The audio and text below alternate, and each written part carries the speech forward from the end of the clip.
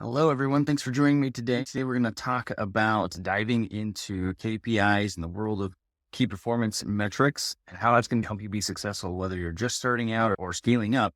Understanding and tracking the right numbers can mean the difference between growth and actually struggling. So to set the stage, let's reflect on Proverbs, which says, know well the condition of your flock and pay attention to your herds. So just like the shepherds care for their sheep or whatever animals they're herding, business owners must diligently monitor and look over the store's performance to ensure profitability and sustainability.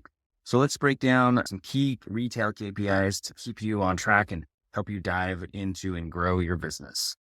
But first, my name's Jacob Curtis. I'm a CPA, certified profit first professional, and a business coach. And I really started Curtis Accounting Solutions to remove the stress of doing the bookkeeping, payroll, and taxes, and to provide some practical business advice that really helps Shopify stores and generally e-commerce retailers piece together that financial freedom. I'd love to hear your thoughts and questions on today's episode, so please leave a comment below and remember to like, share, follow, subscribe, all those good things. The first set of KPIs we need to track focus on sales performance. Again, without sales, you really don't have a business. So we need to look at sales performance. One is just total sales and revenue. This really tells you how much money is coming into the store. You need to track this and look at this on at least a weekly basis to really try and spot those trends. Which days of the week are good? Which, is there certain times of the year that are better than others? You really want to spot those trends throughout the year, even on a daily, weekly, and monthly basis. Another great metric to track is your average order value, or AOV. This measures how much your customer spends per order. It's just like the average amount that is per transaction. If your AOV is $50 and you want to increase to $60, that's a 20% boost without needing more customers. That's just on average, your customers are going to be spending $10 more, which is not too much money. However, it does have a pretty big boost overall. And next one to kind of think about and review is your conversion rate. Now, this tells you how many visitors make a purchase. Now, conversion rate could be online purchase, but it could also be used to track traffic in your actual store if you have a retail facing kind of store. And this can have a huge impact. If 2% of your traffic buys and you raise that to 3%, that's a 50% increase in sales without any extra traffic. And so these are really great metrics to kind of review and look over and make little tweaks to grow those. And that's where having a strong marketing plan comes into play. Are you tracking any of these KPIs? If not, you should probably start doing so ASAP. So sales are great, but what really keeps your business alive is the profitability KPIs. We're going to talk about 3 of those today: gross profit margin, net profit margin, and your customer acquisition cost. Gross profit margin, this is just your revenue minus your cost of goods sold divided by your revenue. So if you sell a product that you sell for $100 and it costs you $40 to buy or make, your margin is 60%, which is awesome. Now, typically in retail stores, we want to target at least a 50% margin. It does vary depending on what products you're selling, but I always recommend at least a 50% margin. The next profit margin we're going to look at is actually called the net profit margin. This is your bottom line. After all the expenses, everything else, this is the very bottom of what's left over. If your net margin is under 10%, it's really time to reassess some of your pricing and probably your costs and expenses. There are some exceptions to that. If you're just starting out, for example, you're going to have some losses. And so your net profit will definitely be below 10%. But if you've been in business for at least a few years, you want to have at least a 10% margin there. And lastly is customer acquisition cost. This really tells you how much it costs you to get a new customer. So if you spend $30 on ads and you get a sale, basically what that means is you're going to compare your new customers to the ad size over a given period to get your customer acquisition cost. And that really tells you how much you can spend on your marketing before it becomes unprofitable. For example, if you spend $30 on ads, but your average sale, your AOV is only $25, you're really losing money, right? Because your average purchase is only $25, but you're spending $30 to get it. And that doesn't even include the cost of the product they're buying or your overhead expenses.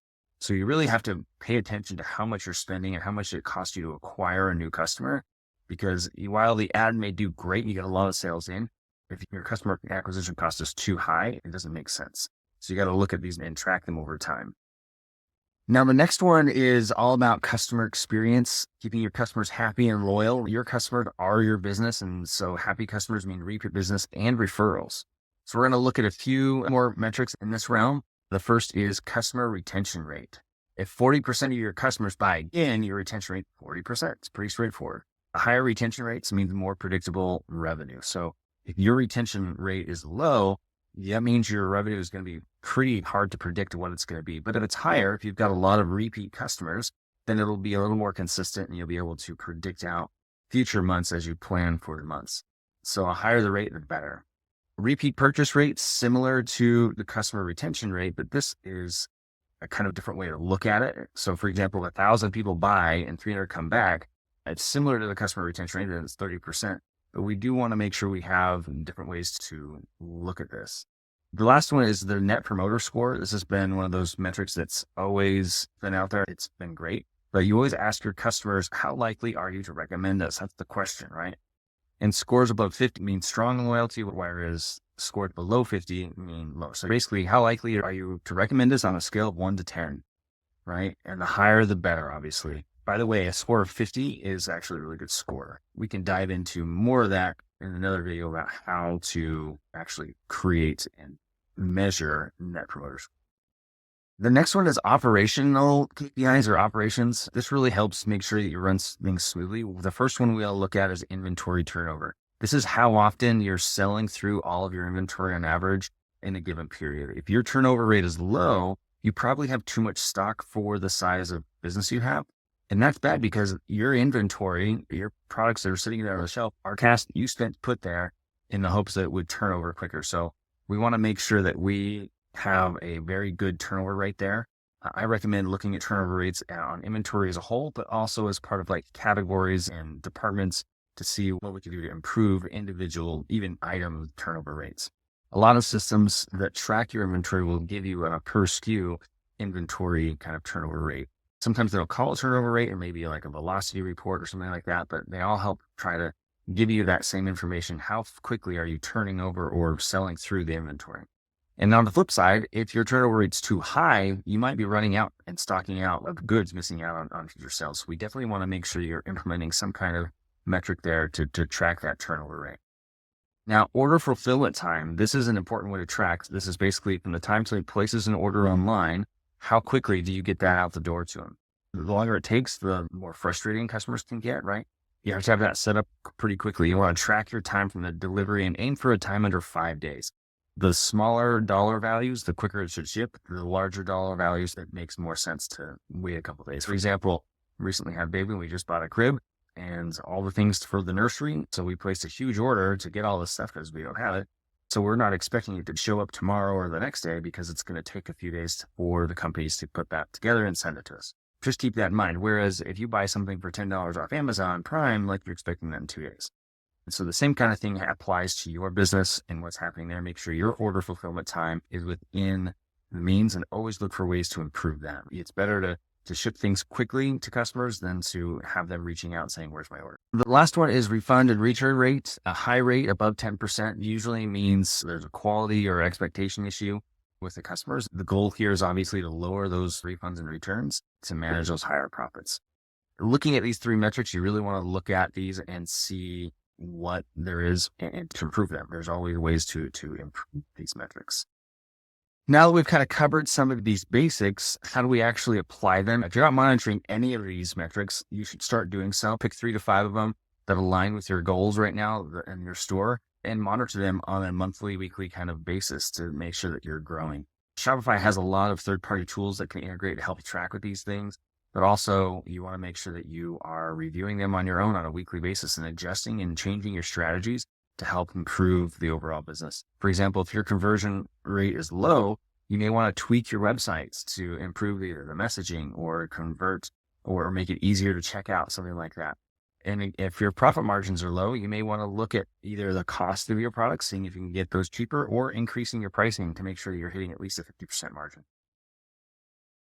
Again, these are all just kind of guidelines. If you have any questions about any of these things, feel free to ask me, because these small tweaks can really make a big impact over time and help you course correct and keep you headed in the right direction. But if you don't know where you're at, you don't know what you need to change.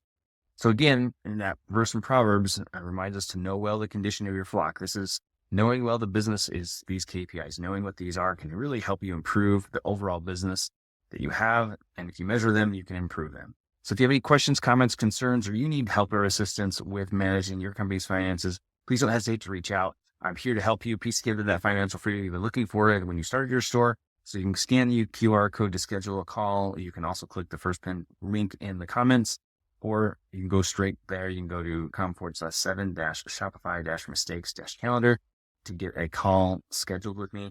And remember to follow me, Jacob Curtis CPA, and Curtis Accounting Solutions on Facebook, Instagram, Pinterest, and YouTube. Thanks so much, and we'll talk to you all later.